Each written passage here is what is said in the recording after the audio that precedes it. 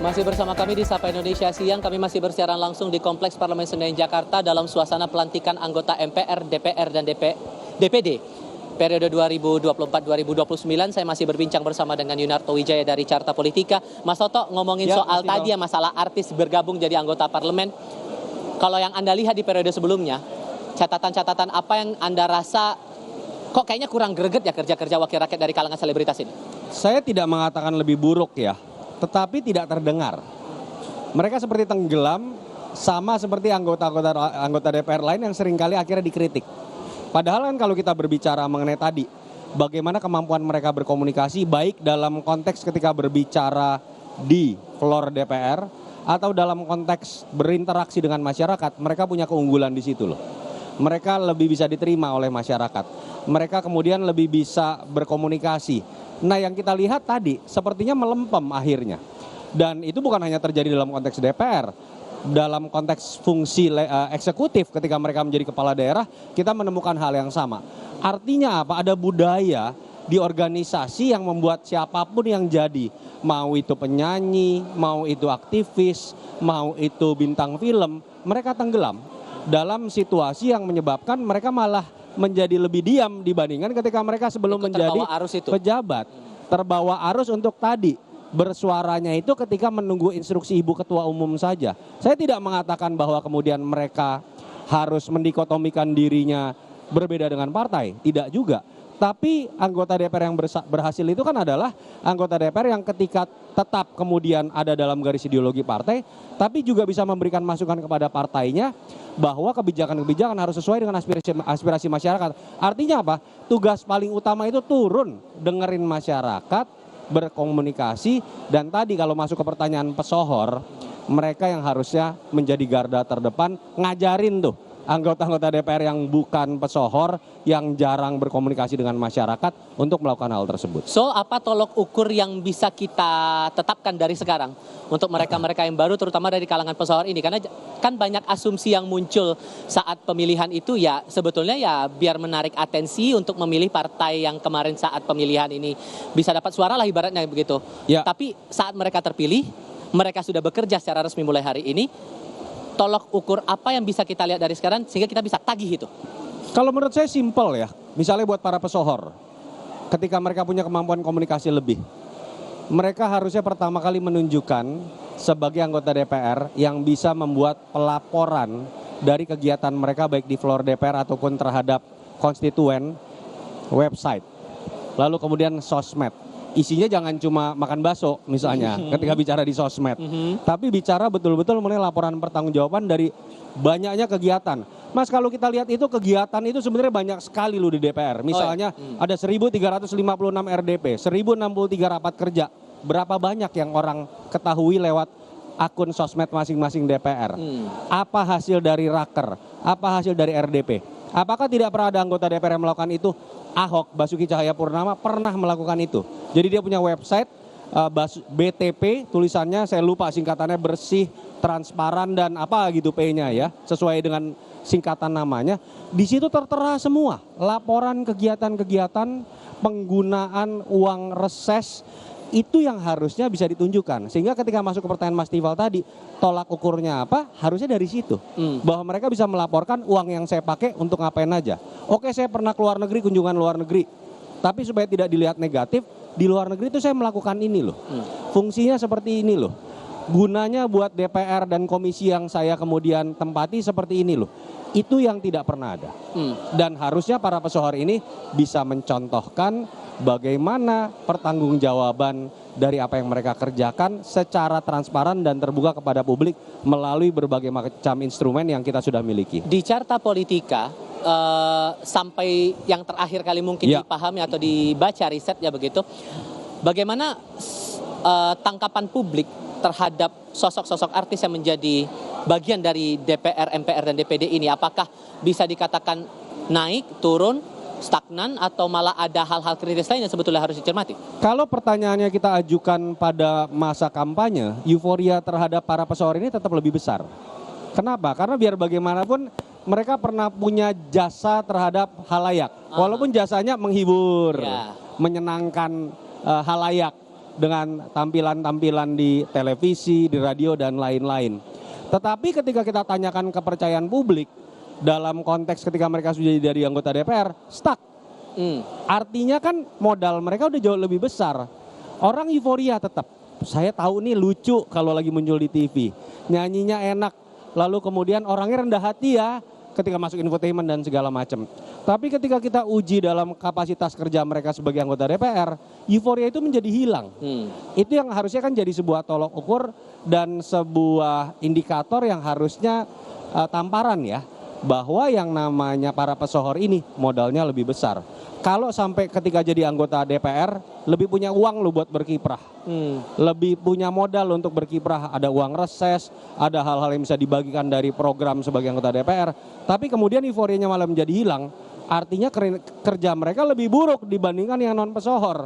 Karena modal mereka kan sebenarnya sudah lebih besar dengan dikenal dan disukai oleh masyarakat. Itu yang harusnya kita lihat sebagai tantangan buat mereka. Berarti PR-nya seperti Anda katakan di awal tadi bahwa ini akan 2 kali lebih besar bagi mereka para pesohor untuk membuktikan kerja mereka ya. Kita ambil contoh lah tadi yang sempat melintas di sekitar sini. Ada Ahmad Dhani tadi misalnya, kemudian ada Meli Guslo, ada Oneng. Di DPD juga ada Betul. Komeng yang ada ikut bertarung di sana untuk konstituennya begitu.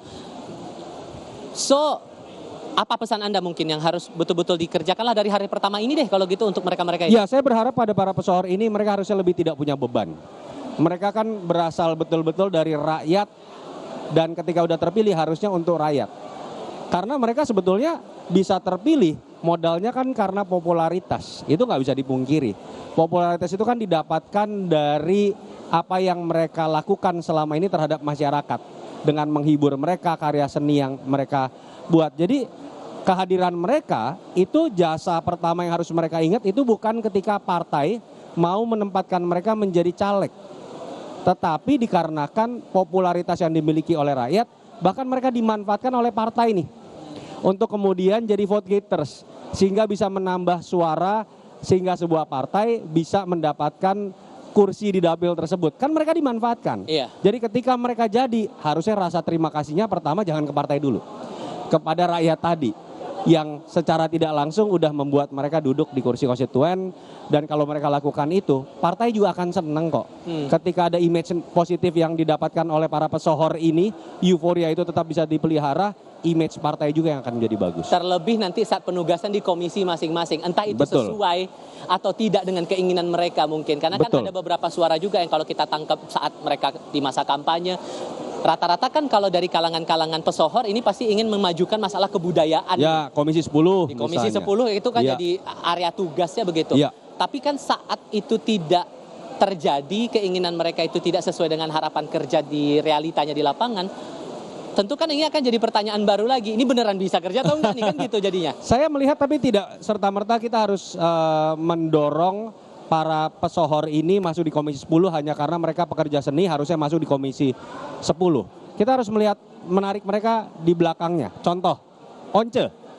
Once itu orang kenalnya vokalis Dewa 19. Iya. Tapi mungkin tidak banyak yang tahu, Once ini lulusan hukum UI, Universitas Indonesia.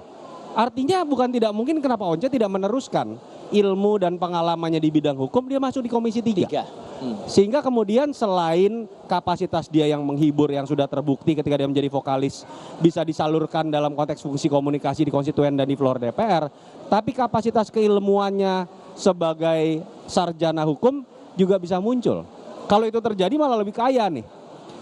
Keterkenalannya bisa membantu dalam konteks komunikasi, keilmuannya tidak kalah dengan para lawyer, dengan para lulusan hukum lainnya yang kalau itu dikombinasikan menjadi sesuatu yang menarik sekali menurut saya. Tapi akhirnya kan muncul lagi persepsi, karena kan sekali lagi kan ya mungkin ini PR juga lah sebetulnya bagi parangan pesohor. Sekalipun secara background pendidikan selaras mungkin, entah apa yang mereka dapatkan nanti itu komisi kerjanya nanti. Tapi saat mereka mendapatkan posisi komisi kerjanya tidak sesuai dengan background yang dipahami publik sebelumnya, akan muncul pertanyaan, ini beneran bisa atau enggak nih? Ini beneran kerjanya serius atau enggak nih? Kan akhirnya kayak gitu, Mas. Ya, paling tidak itu kan bisa dimulai makanya, apalagi buat para pesohor ya. Ketika mereka lebih ngerti cara ngomong, tidak gugup untuk kemudian ngomong. Ya harusnya mereka lebih aktif ketika raker, ketika berhadapan-hadapan dengan menteri. Mereka harusnya lebih kritis.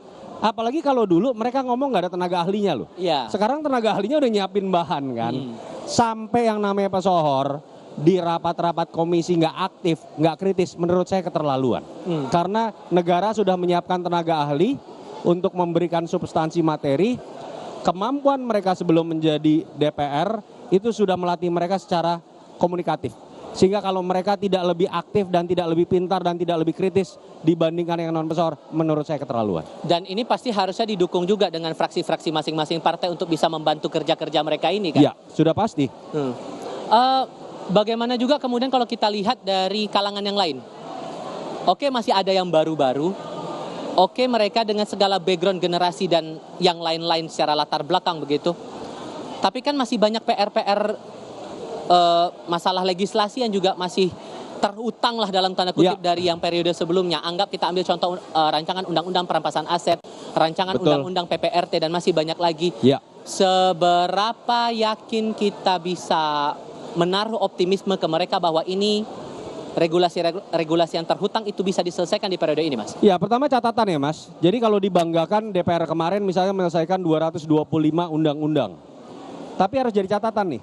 Dari 225 undang-undang yang disahkan itu 51-nya itu terkait kabupaten kota, bukan sesuatu yang baru. Yang kedua, hanya 48 diantaranya itu yang berasal dari prolegnas. Artinya dari apa yang mereka pikirkan, rencanakan, hanya 48. Sisanya itu kumulatif terbuka, termasuk dorongan dari pemerintah. Artinya kan inisiatif DPR masih kurang. Artinya kan apa yang mereka rencanakan ternyata banyak biasnya.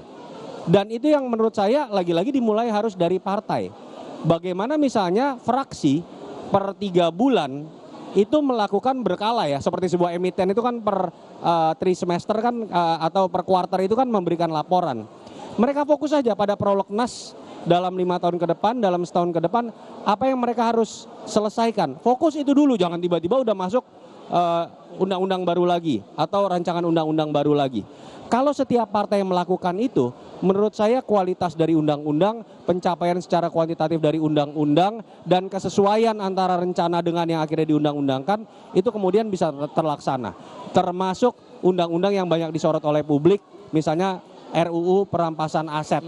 Kita tahu presiden katanya serius.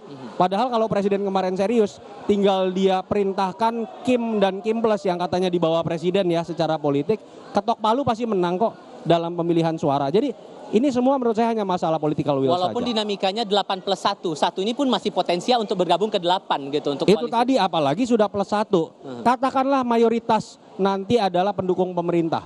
Parlemen isinya adalah pendukung pemerintah, ya sudah. Mau tidak mau kita harus terima sebagai sebuah persekongkolan elit ya bahasanya seperti itu. Asal itu mempercepat pembuatan undang-undang yang berkualitas, publik akan melihat itu dalam konteks positif kok, demokrasi guyup. Walaupun secara teoritis itu tetap bermasalah ya, karena harusnya check and balances tetap menyisakan ruang buat oposisi. Tapi kalau kemudian oposisinya nggak ada, lalu undang-undang yang dibikin yang kontroversial semua, misalnya yang tersisa nih, ada RUU TNI, ada RUU Polri, yang beberapa pasal diantaranya dianggap bertentangan dengan semangat reformasi.